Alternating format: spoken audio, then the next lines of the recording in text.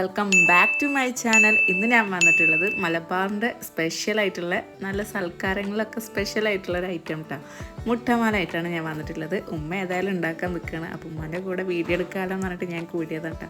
അപ്പോൾ ഉമ്മ കുറച്ചൊക്കെ പണി തുടങ്ങിയിട്ടുണ്ടായിരുന്നു. അപ്പം ഞാൻ വേഗം ഫോൺ കൊണ്ട് എടുത്ത് വെച്ചിട്ട് ജമനെ കൊണ്ട് വീഡിയോ എടുപ്പിക്കാം കേട്ടോ. അപ്പോൾ ഞാൻ ഉമ്മാനെ ഹെൽപ്പ് ചെയ്യാമെന്ന് പറഞ്ഞിട്ട് ഉമ്മാൻ്റെ അടുത്ത് നിന്നിട്ട് അങ്ങനെ അറിയാണ്ട് വീഡിയോ എടുത്തതാണ്. അങ്ങനെ 100 ഉണ്ടായിരുന്നു കേട്ടോ.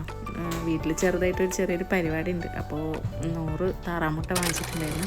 ഇതിന് താറാമുട്ടയാണ് കേട്ടോ വേണ്ടത്. ഇതിൽ താറാമുട്ട കൊണ്ടും കോഴിമുട്ട കൊണ്ടൊക്കെ ഉണ്ടാക്കുന്നുണ്ട്.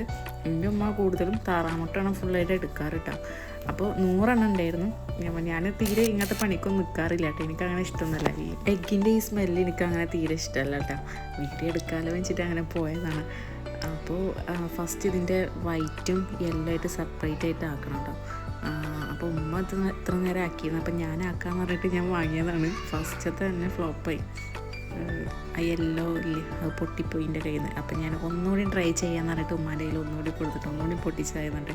അപ്പോൾ രണ്ടാമത്തത് അങ്ങോട്ട് 2 കൈയും വെച്ച് ഞാൻ ആക്കിയപ്പോൾ ശരിയായിട്ടാ.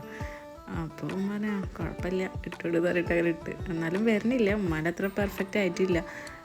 അപ്പോൾ ആ ഒരു സന്തോഷത്തിലാണ് ഒരെണ്ണം ശരിയായി എന്നുള്ളൊരു സന്തോഷത്തിൽ തുള്ളിച്ചാടിയതാണ്. പിന്നെ അതൊക്കെ കഴിഞ്ഞ് എല്ലാം ഞാൻ എടുത്ത് കഴിഞ്ഞിട്ടാണ്. വൈറ്റും യെല്ലോ സെപ്പറേറ്റ് ആക്കിയിട്ട് എല്ലാം കഴിഞ്ഞ്.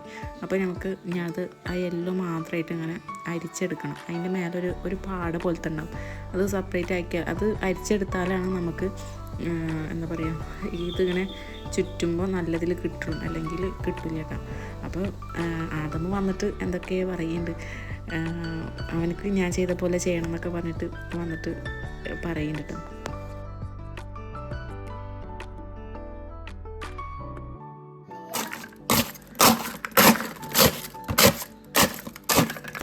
എന്താണെന്നറിയില്ല, ഈ മുട്ടത്തോട് പൊട്ടിക്കണ പരിപാടി എനിക്ക് നല്ല ഇഷ്ടമാണ്. എന്തോ ഒരു സൈക്കോ പോലെയാണ്. അതിൻ്റെ സൗണ്ട് കേൾക്കുമ്പോൾ എന്തോ ഒരു പ്രത്യേക ഒരു രസം. അപ്പോൾ ഞാനത് ഇങ്ങനെ പൊട്ടിച്ചിട്ട് എല്ലാത്തിൻ്റെയും തവിട് പിടിയാക്കിയിട്ട് എല്ലാ മുട്ടത്തോടും തവിട് പൊടിയാക്കി. അങ്ങനെ ഞാനിത് പൊട്ടിച്ച് കഴിയുമ്പോഴത്തേനും ഉമ്മ ഫുള്ള് അരിച്ച് കുപ്പിയിലാക്കിയിട്ടുണ്ടായിരുന്നു കേട്ടോ.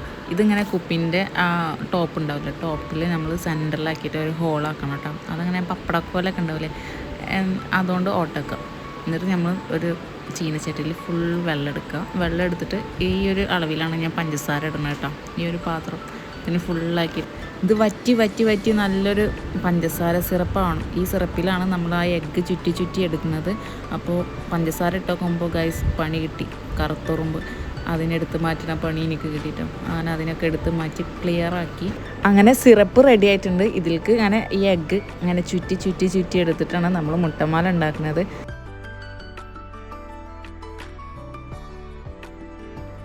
ഇതിങ്ങനെ ചുറ്റുന്നത് കാണാൻ നല്ല രസമുണ്ട് കേട്ടോ. അങ്ങനെ തിളച്ച് വരുമ്പോൾ നമ്മൾ സെൻറ്ററിൽ കൂടെ ഇങ്ങനെ ചുറ്റുമ്പോൾ സൈഡിലേക്ക് ഓട്ടോമാറ്റിക്കായിട്ട് ഇങ്ങനെ പോകുന്നത് കാണാൻ നല്ല രസമുണ്ടായിരുന്നു കേട്ടോ.